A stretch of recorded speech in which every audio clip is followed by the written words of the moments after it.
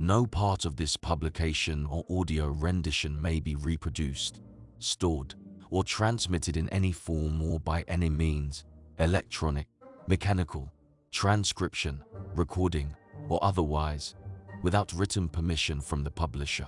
It is illegal to copy this work and post it to a website except for direct links that take readers to the authorized publications of this work.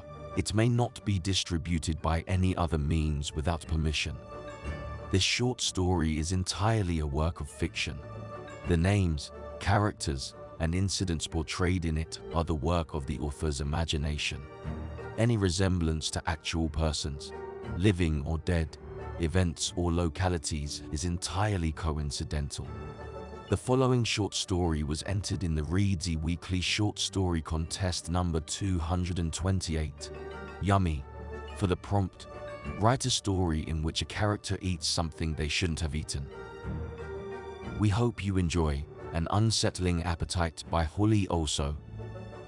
Richie Metzger was a skinny 23-year-old man with an insatiable appetite that would end up getting him into trouble. His last job had ended when his manager popped in, only to find Richie eating on the clock.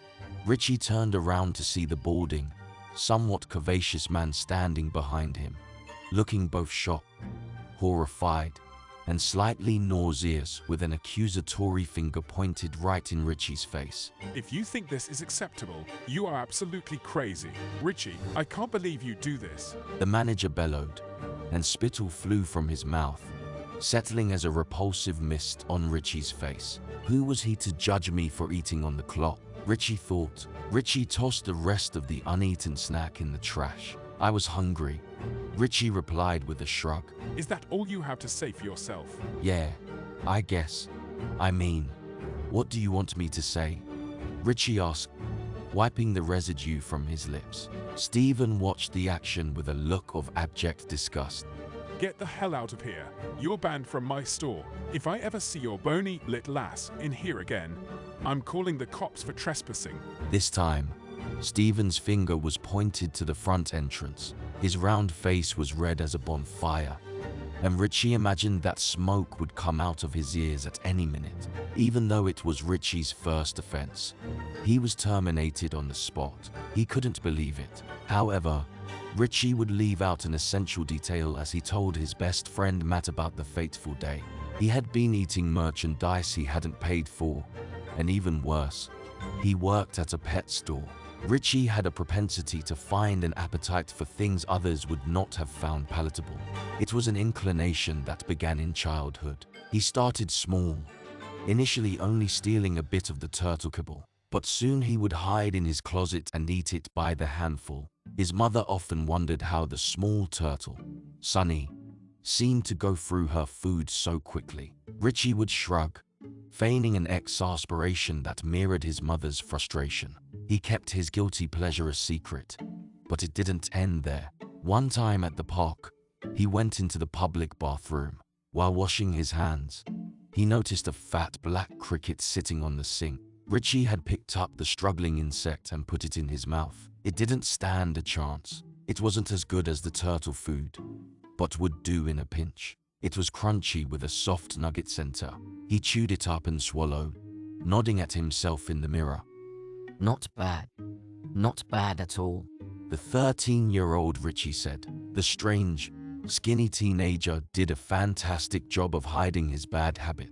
He was so adept at his deception that even Matt, his childhood best friend, didn't know about his unsettling appetites. Matthew had a bearded dragon named Stanley. He never caught on, even though Stanley's mealworms would inexplicably disappear after Richie had been to visit. But now he was caught red-handed. Later that day, when Richie got home, he unlocked his apartment door, and his childhood friend, now his roommate, was lounging on the couch with a game controller. Howdy. Matthew said in his customary quirky greeting. Matthew, I have a problem, Richie said, diving right into his dilemma. I got fired today. That's awful. What happened? I got caught eating a snack at the register. That's it. Wow, that manager is a jerk. No write-up, just straight terminated. That's not right at all. I know. He's a total prat. I've never been late or anything, Richie said again, shrugging in his characteristic way. Lying had become so easy for Richie. He had to participate in some kind of deception daily to hide his bad habits. The problem is I don't have my half of the rent. It's okay. I'll cover you this month. Just return the favor after you get a job. Oh, and I'm going out tonight with Meg. Would you mind feeding Asuka for me? Matt said, motioning to the terrarium behind him. Matthew didn't have the bearded dragon Stanley anymore, as Stanley had died a little over a year ago. He had since invested in a beautiful corn snake. It was an opal color that looked faded pastel pink. Asuka was quite large, and she was well fed. Matt and Richie's mutual love of reptiles was a pillar of their friendship and a requisite to sublet a room in Matt's apartment. She was curled up in her terrarium against the wall, watching Richie with intense fuchsia eyes. At around 5, Matt got ready and left the apartment to see Megan. After Matt went, Richie nosed in the freezer, looking for the frozen mice Asuka ate. She typically ate 3 pink hairless baby mice every few days. Richie picked up a Ziploc with a few baby mice and dunked it into a warm water bowl to thaw them. He left the bag of rodents floating in the bowl, walked over to her tank, and reached in. Her coils tightened as she watched him. He picked up her water dish, brought it to the sink, rinsed it out, and filled it with fresh cold water, then replaced it. The snake was in its cave, now out of sight. After a while, he checked on the pinkies. The little mice weren't quite warm enough, but were thawed. He put them in even hotter water and let them sit longer. He was starting to feel a bit peckish. He went into his room, which was just off the kitchen. He rustled under his bed and found his secret stash. He usually kept turtle kibble and dried mealworms in a dark plastic box. He hadn't used the stash quite as often since landing the gig at the pet shop.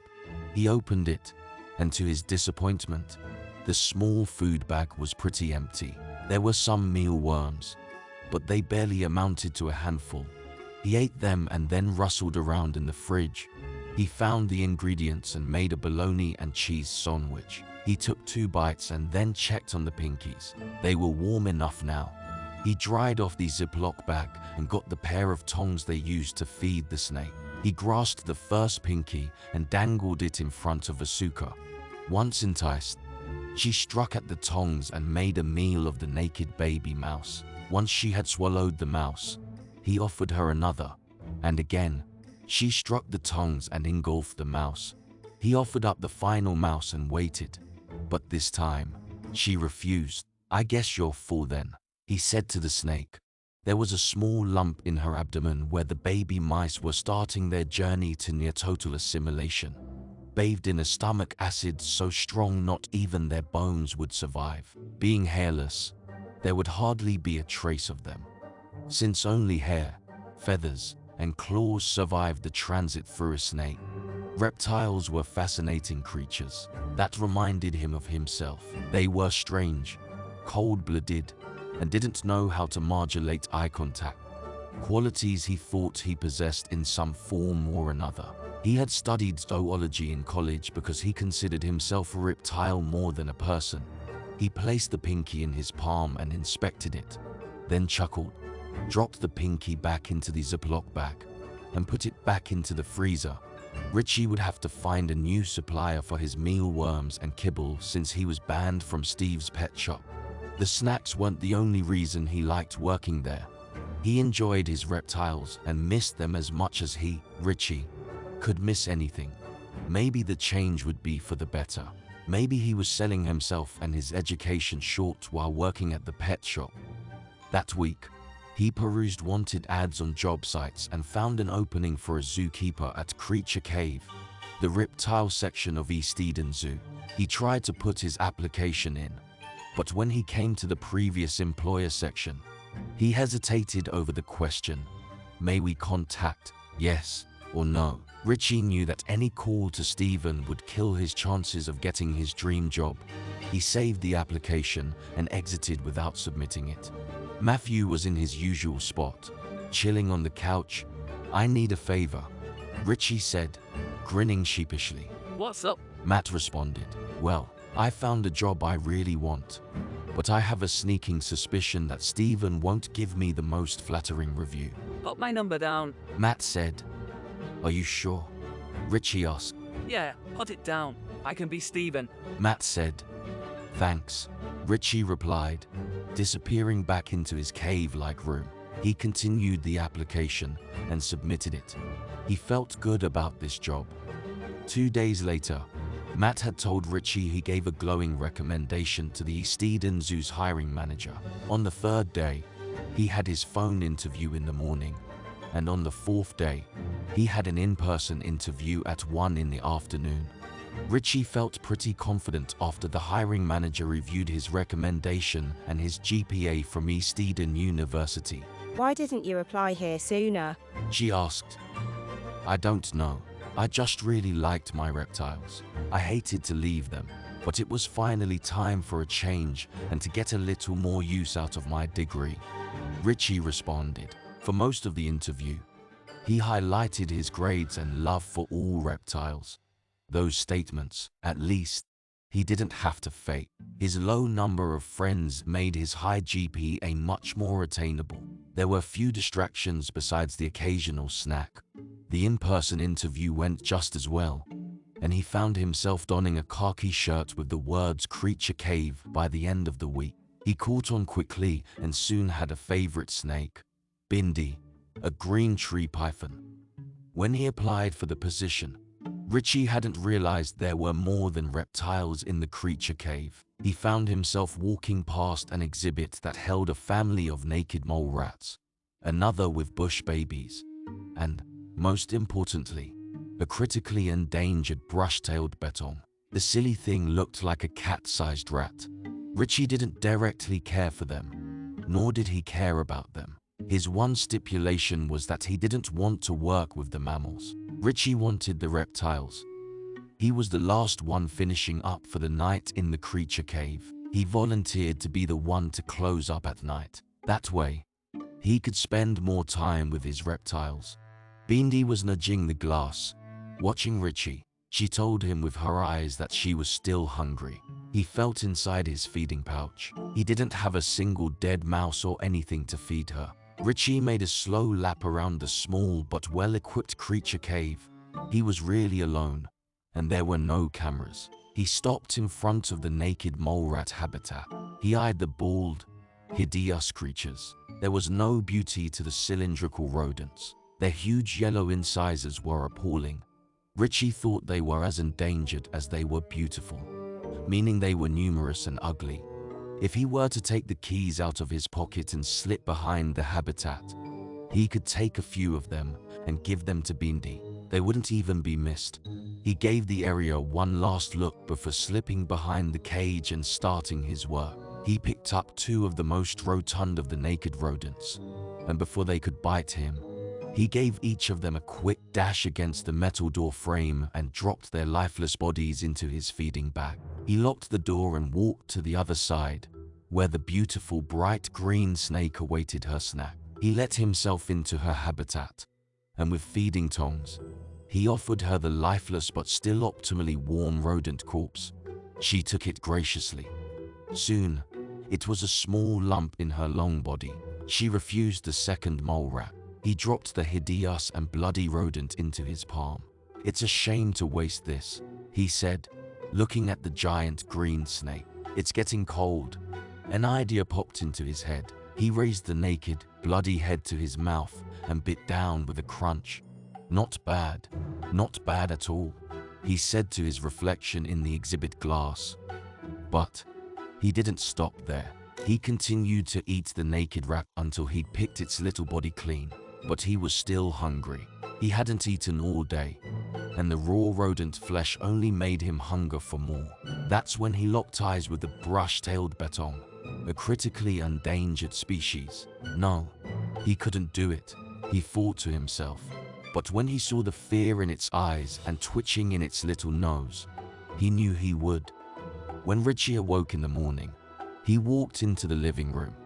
The news was on and covered a local story of interest. A female newscaster's bright, clear voice started the story. East Eden Zoo's most treasured and endangered mammal, a brush-tailed bettong, is missing this morning. The woman said. Wow, isn't that where you work? Matt asked with a cup of coffee halfway to his lips. Oh, shit. That's, crazy, Richie said. Officials are asking for any information regarding the animal's whereabouts, as illegal possession or injury of a critically endangered species is a serious crime punishable by up to 1 year imprisonment and up to $50,000 in civil penalties. Zoo staff have released a statement hoping for the pregnant female's safe return. The newscaster continued. Luckily, Richie had a second uniform in his closet. He walked into his room and pushed the bloody creature cave uniform deeper into the recesses of his hamper. He got ready for work like nothing was wrong, even though the rodent semi-eaten remains were in his trunk. He had yet to find a suitable way to dispose of them. He walked into Creature Cave with a smile and began cleaning out Bindi's cage. The Fish and Wildlife Task Force was investigating the scene several meters away, as severe and suave as any other law enforcement branch. They took their investigations very seriously, and from what Richie could see, they suspected foul play. They had taped off half of the creature cave, and officers were collecting evidence. He knew it was only a matter of time before he'd be found out. As he surveyed the scene, he locked eyes with a familiar face in the crowd. Those eyes were wide with shock and set in a round face that was a mask of horror. It was Stephen. Stephen picked up his bewildered 5-year-old daughter and ran toward the authorities. He had likely seen the newscast or at least heard about the disappearance of the beloved bettong. And even worse, Stephen had seen Richie's half-eaten snack, a fuzzy gray and fantastically tasty chinchilla, Bubbles, who also happened to be the store pet. Ballpoint Pen Click hopes you enjoyed this audio presentation of An Unsettling Appetite. Thank you for listening.